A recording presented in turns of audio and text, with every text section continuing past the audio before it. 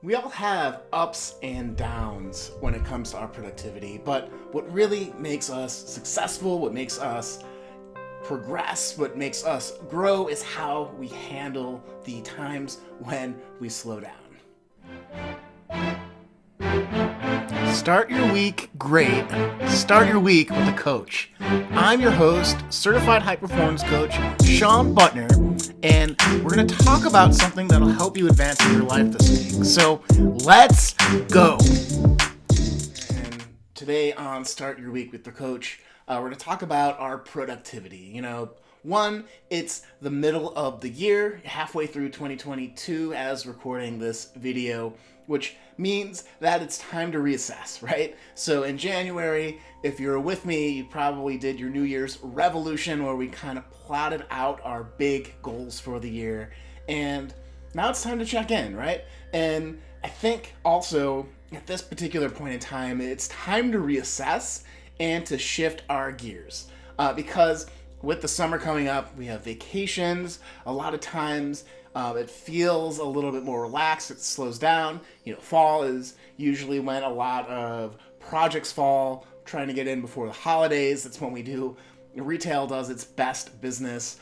And people are starting now to build towards that, right? So the inclination for a lot of folks is to slow down, to go into vacation mode. But the people that are really going to succeed this year in 2022 with the economy slowing down, with everything going on, are going to be the people that can rejuvenate, right? Can take those moments to rest, but can also really double down on the things that are going to be meaningful, that are going to advance their jobs, their businesses, their health right now, and help them get an edge for the rest of the year. So that's the whole idea of today in this blog. It's how are we going to reassess to make sure that we crush the end of 2022. So, and this is really relevant for me because this week I had one day where I woke up and just could not get motivated, right? Maybe you've had a day like that too, where, you're just kind of irritable and grumpy. And, I was doing my breathing exercises, I did my meditation, I went for a walk, I was doing everything that I could to get into that creative space where I wasn't resisting just doing everything, right? And, I had lack of sleep. It got really hot here in Berkeley. And so without having AC at night, it was way warmer. I was sweating and it was a whole mess, right?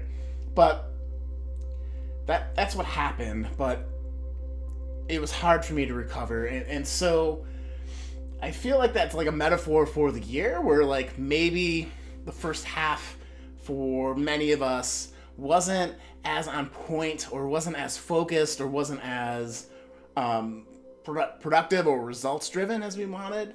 And so, you have that bad time, and if it goes on for a day, it's human nature. That we are humans, we're not robots, that happens. But if it consists, if it becomes a pattern, if it goes over a long period of time, it's just us not managing our productivity well.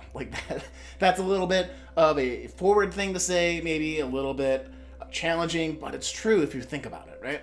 If we are seeing a pattern and we don't change it, we don't do anything to change it, then that's on us. So that's kind of the idea I'm saying with a smile today. So, my productivity earlier this year, I've done a lot this year, and thinking about it, it's not being effective in the way that I want it to, so sometimes too, you're just working really hard and you're not really getting to the results that you want. And so it's time to, let go of that frustration, let go of maybe some of those habits that were preventing you from moving forward, and then just getting back, getting centered, getting ready to change and do something new, to learn from it and move forward. So if that's you, I'm cheering you on, right? I'm in that boat too. And just like that story that I was in the middle of, really, of having that bad day, how do you turn that around, right?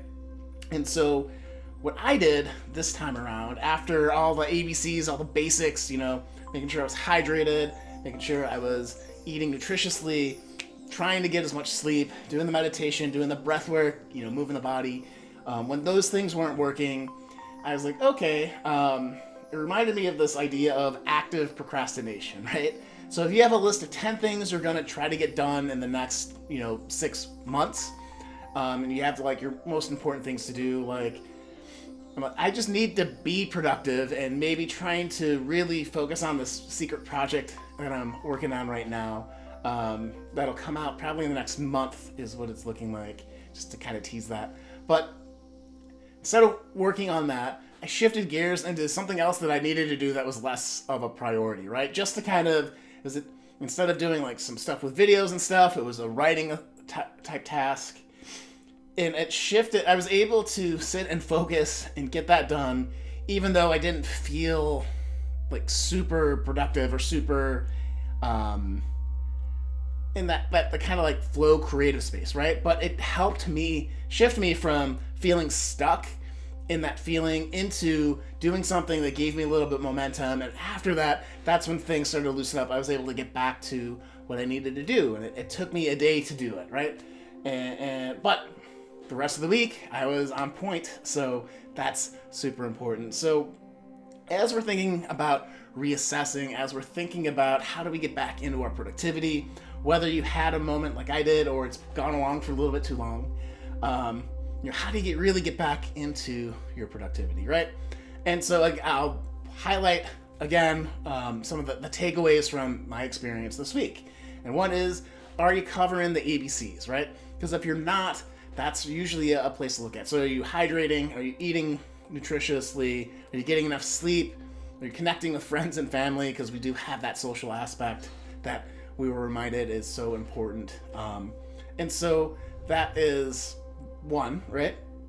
It's also, how can you get a small win, right? That shifting tasks for me really is just about doing something that I can say, oh, I accomplished that, so that I can then say, okay, that's done. What else do I got to do? And so getting that momentum by, maybe shifting, doing things in a different order, doing different things can really help you get grounded in your productivity again and get you that momentum, get you feeling a little bit more effective. And even if it's it's something that needed to be done that is now off the list, and so it frees up space to do the more important things.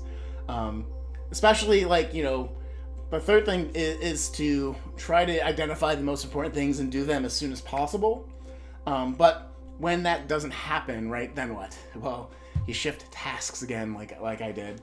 And then, so the first idea is take care of the ABCs of productivity. The second is to shift or do things in a different order to kind of kick in some novelty in your brain to maybe see if that will just doing things in a different order or doing different things triggers that novelty so that it becomes a little bit more fun. Third thing to really do when you're in that productivity rut is to maybe just take a long break. Maybe that's when you take a day to just think about your life, or think about go read some books that have nothing to do with what you're doing in your work, or can be a different flavor from your relationships, or switching up what you're doing for your health. Just to kind of shift your focus in order to improve it, right? That's kind of the idea there. And I learned that in my programming job, when doing software, that sometimes when you're staring at the code for too long, you have to go for a walk, you have to go make a cup of coffee, or play some music, or literally on my guitar, or just listen to something kind of inspiring to kind of shift that energy. And then fourthly, I think it's super important to engage your community. Sometimes if you can't change your energy, you can try to shift it by getting in a group of people you trust, that you love. And I'm an introvert, so I tend to just, if I'm feeling in a bad mood, I need to fix this myself. But reaching out to fellow coaches that have really helped me along the way, like mentors or people that I've hired as coaches, or my peers, since I am a high performance coach, always is inspiring, right? Because we're doing the same type of work. But having people that know you and that can cheer you up or shift that energy is entirely powerful too. Not that you should rely on them to always do that, but sometimes just getting around a good energy can help pull you out. So that's a very important thing too. Excuse me. So that's a couple of ideas on how to shift out of a productivity rut. But as we're talking about that too, again, if it's just a day at tops, maybe two, where you just can't seem to shift out of it, and it happens once in a blue moon, be a little bit, give yourself some grace, give yourself some permission to shift your focus, to take a day or two of rest, to then get back into the things that are meaningful, the things that you gotta do, the things that will really make a difference in your life, and you'll be fine. If it is a pattern, it's time to, how do you interrupt it, right? You shift it, you get around people that have different perspectives, different energies, you make sure you're taking care of the basic things that can help you get to that next level, and you'll see it shift. So, and this is, again, engaging with other people in coaches is why people hire coaches. So if you are looking for that relationship where you'd be like, I need someone that has positive energy, I need someone that has a process that can get me thinking about my life in a different way, and in a way that will help me advance quicker, that'll help me achieve what I really want in my life, that'll help me be my ideal self, then you have to sign up for a free strategy session with me. You can go to my website, SeanButler.com/book, and go through the steps there. You sign up, you take a questionnaire/application, so it helps me understand where you are in your life, and some quick wins, so that when we hop on your strategy call, we're building you a customized plan based on the science of high performance to make an impact in your life. And everyone that goes through it that I've worked with absolutely loves this call. And if we really like each other, if I think I can help you, if I think we're a good match and a good fit, then we talk about the coaching relationship after that. If not, we had an amazing call about your performance, and you walk away with a plan and what your next steps are. And it doesn't get much better than that. So it's an actionable plan. It'll leave you with habits that can help you level up. And I'd love to do that for you. So just go to SeanButler.com/book. You can see the link below in the blog here. Love to do that for you.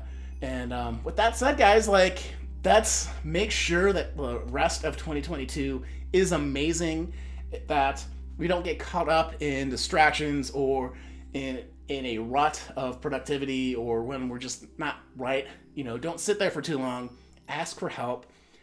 Sign up for that strategy session, engage your communities if that'll work for you.